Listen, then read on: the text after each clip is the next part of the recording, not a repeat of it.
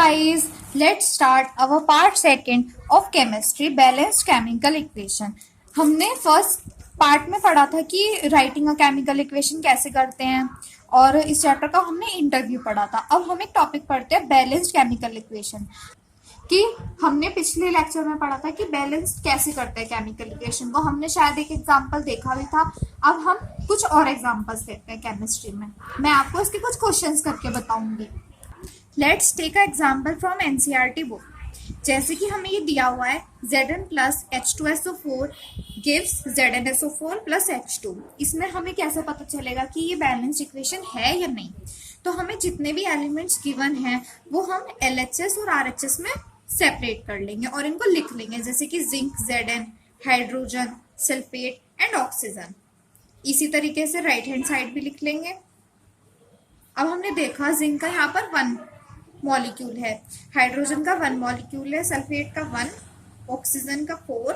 अब हम right hand side देखेंगे. Zn का 1, सल्फर का 1, हाइड्रोजन का 2 एंड देन ऑक्सीजन का 4.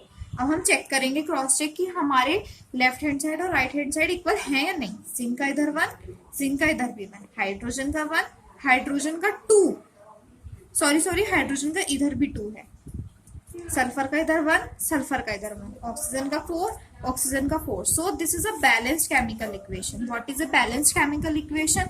The reaction in which number of atoms or the ions on left hand side is equal to the number of atoms or the ions on the right hand side. Reactions are of 4 types. Reactions are of 4 type. अब हम पढ़ेंगे कि reactions कितनी तरह की होती है. Reactions are of 4 type. Combination reaction, displacement reaction, double displacement reaction and the last one oxidation and reduction reaction.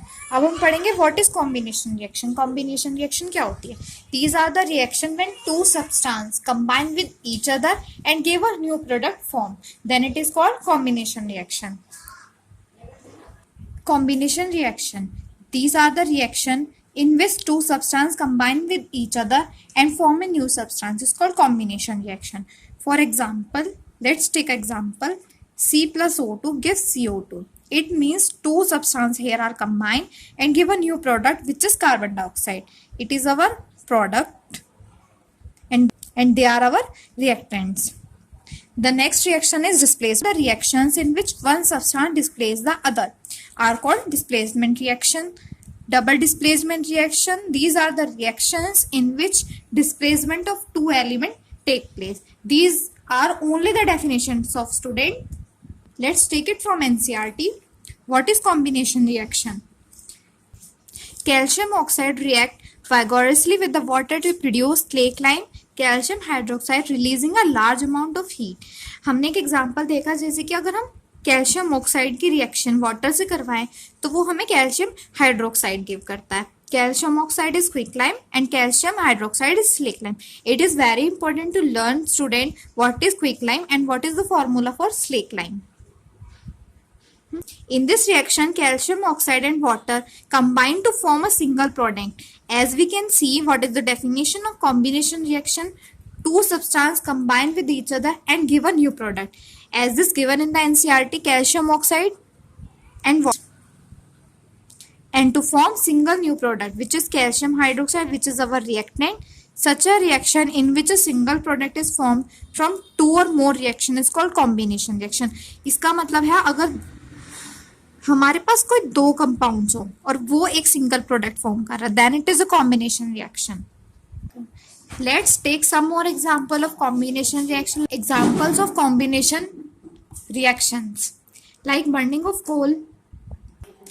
Burning of coal, carbon plus oxygen gives carbon dioxide. This is burning of coal. Student, हम जानते हैं कि जो कोल होता है वो carbon की form में प्रेजेंट होता है. इसमें इसकी फिजिकल स्टेट भी लिखी हुई है कि कार्बन डाइऑक्साइड की फिजिकल स्टेट क्या है, गैसियस, ऑक्सीजन की क्या है, गैस, कार्बन की सॉलिड. ये हमें फिजिकल प्रॉपर्टीज बताता है कि ये जो एलिमेंट है कौन सी फॉर्म में. Let take other example. Formation of water from H2 and O2. H2 plus O2 gives water. ये बैलेंसिंग भी आप इन छोटे छोटे इक्वेशन से देख सकते हैं, जैसे कि इधर हाइड्रोजन के 2 मॉलिक्यूल्स थे, इधर भी 2 मॉलिक्यूल्स थे, ऑक्सीजन के 2 थे बट इधर 1 था, तो बैलेंस करने के लिए हमने आगे 2 से मल्टीप्लाई कर दी। अब यहाँ 2 से मल्टीप्लाई हो गए तो हाइड्रोजन के 4 हो गए, बट यहाँ हाइड्रोजन के 2 थे तो यहाँ पर हमें 2 आगे लगाना पड़ा, 2 से मल्टीप्लाई करनी पड़ेगी, which gives 4 hydrogen and this is a balanced chemical equation. Let's C hydrogen oxygen, hydrogen oxygen, LHS और RHS में आप सेपरेट कर लीजिए पहले, आपको आसानी हो जाएगी सॉल्व करने में। अब हम देखेंगे कौन सा कितना हमारे पास मॉलिक्यूल्स है। हाइड्रोजन के 2, इधर कितने हैं 2, ऑक्सीजन के here is 1 and here is 2, so we have to balance oxygen, so we multiply by 2 which gives 2 oxygen atom। 2 से मल्टीप्लाई कर दी, आगे 2 लग जाएगा, हाइड्रोजन गिव्स 4 here, तो so remove it and take it 4। We have to balance here the hydrogen atom, so we multiply by 2 which gives 4, so 2, this is balanced chemical equation of water। अब आता है कि exothermic और endothermic क्या होती है।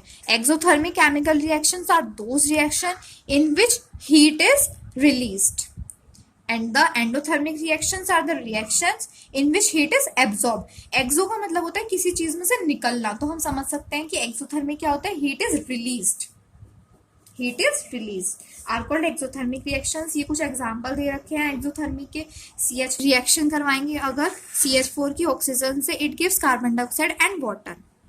This is example of exothermic reaction in which heat is released, heat is released in exothermic. अब student ये बहुत इंपॉर्टेंट क्वेश्चन है, बोर्ड में पूछा भी गया है, do you know that respiration is an exothermic process.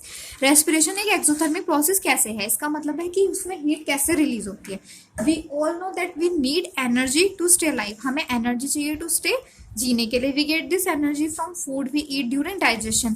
जो फूड हम खाते हैं वो कॉम्प्लेक्स फॉर्म में होता है और स्टमक में जाने के बाद वो सिंपलर सब्सटेंस में ब्रेक डाउन हो जाता है। For example rice, potatoes, bread क्या कंटेन करते हैं, कार्बोहाइड्रेट। ये जो कार्बोहाइड्रेट्स होते हैं ये हमारे स्टमक में ग्लूकोज में ब्रेक डाउन हो जाते हैं। Glucose which is in simpler form and carbohydrate which is complex form. This glucose combines with oxygen in the cells of our body and provides energy. ये ग्लूकोज कंबाइन होता है हमारी body में oxygen से इन अवर sales और provide करता है energy. For example it's reaction is glucose and oxygen, it gives carbon dioxide, water and release energy. This energy is used in doing work. The decomposition of vegetable matter into compost is also an example of exothermic reaction. Decomposition of vegetable, what it means? इसका मतलब है vegetable का matter, हम जैसे कि छिलके वगैरह होते हैं उनका डिकम्पोज हो जाना, सड़ जाना, गल जाना, into compost is also an exothermic. वो हीट रिलीज करता है, मतलब एनर्जी रिलीज करता है, जैसे कि हम वर्मी कंपोस्ट भी यूज करते हैं फॉर प्लांटिंग। इस तरीके से is an example of exothermic reaction.